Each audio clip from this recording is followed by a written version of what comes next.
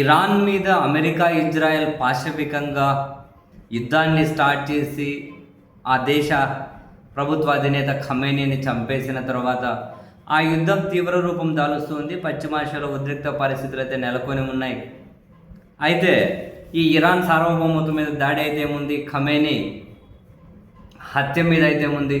భారతదేశం మౌనంగా ఉండడం సరైన విదేశాంగ విధానం కాదు అని చెప్పి మన దేశంలో కూడా చర్చలు జరిగాయి. కానీ ఖమేనీ హత్య మీద భారత్ ఏమీ స్పందించలేదు. అండ్ అక్కడ యుద్ధం ముగిసే కొద్దీ రోజు రోజుకు చాలా కష్టాల్లోకి నెట్టివేయబడే దేశాల్లోకి భారతదేశం కూడా వచ్చి చేరింది.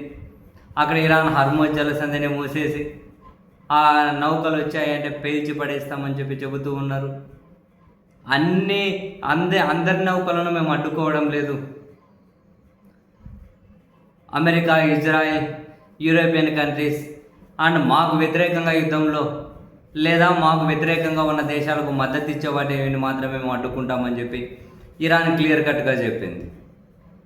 అండ్ అదే సమయంలోనే మన దేశానికి అతిథిగా వచ్చి తిరిగి వెళుతున్నటువంటి ఇరాన్ నౌక, మనం గుర్తుపెట్టుకోవాల్సింది, మన దేశం పిలిస్తేనే ఇరాన్ నౌక విశాఖపట్నం వచ్చింది. గౌరవ రాష్ట్రపతి గారి ముందు అక్కడ అది మార్చేశారు.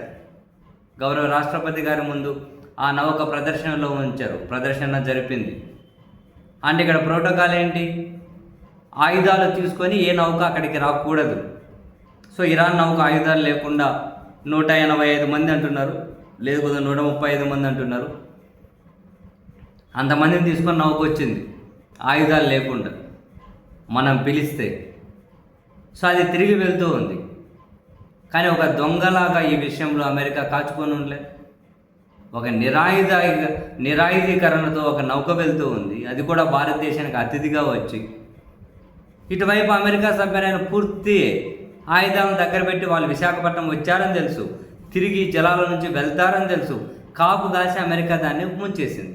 పద్ధతి ఇది. దీని మీద కూడా భారతదేశం మౌనంగా ఉండడం చాలా తీవ్ర విమర్శలకు కారణమైంది. కనీసం ఒక నైతికత కోణంలోనైనా భారత్ స్పందించాలి కదా అని. భారతదేశంలో చాలామంది ఈ అంశం మీద స్పందించారు. చాలా ప్రముఖులు కూడా భారతదేశ నాయకత్వాన్ని క్వశ్చన్ చేశారు. సో మరి వన్ బై వన్ ఇవన్నీ కూడా భారతదేశ నాయకత్వం మీద చర్చ జరగడానికి చాలా అంశాలు కారణమవుతూ వచ్చాయి. మరి ఏ అంశమో, ఏం వ్యూహమో, ఏం కారణమో తెలియదు. కానీ ఫైనల్గా భారత్ ఖమేనీ హత్య మీద స్పందించింది. భారత విదేశాంగ సెక్రటరీ విక్రమ్ ఢిల్లీలోని ఇరాన్ రాయబార కార్యాలయానికి వెళ్ళారు. అక్కడ ఇరాన్ అంబాసిడర్తో చర్చించారు. అక్కడ ఒక కండోలెన్స్ రిజిస్టర్లో సంతకం చేశారు. సో ఖమేనీ హత్య మీద భారత్ అధికారికంగా స్పందించడం ఇదే మొదటిసారి. సంతాపం ప్రకటించింది, ఆ కండోలెన్స్ రిజిస్టర్లో సంతకం చేశారు, ఇరాన్ రాయబారితో సమావేశమయ్యారు. అండ్ భారత foreign affairs minister Iran foreign affairs minister తోటి మాట్లాడారు, ప్రస్తుత పరిస్థితి మీద చర్చించారు.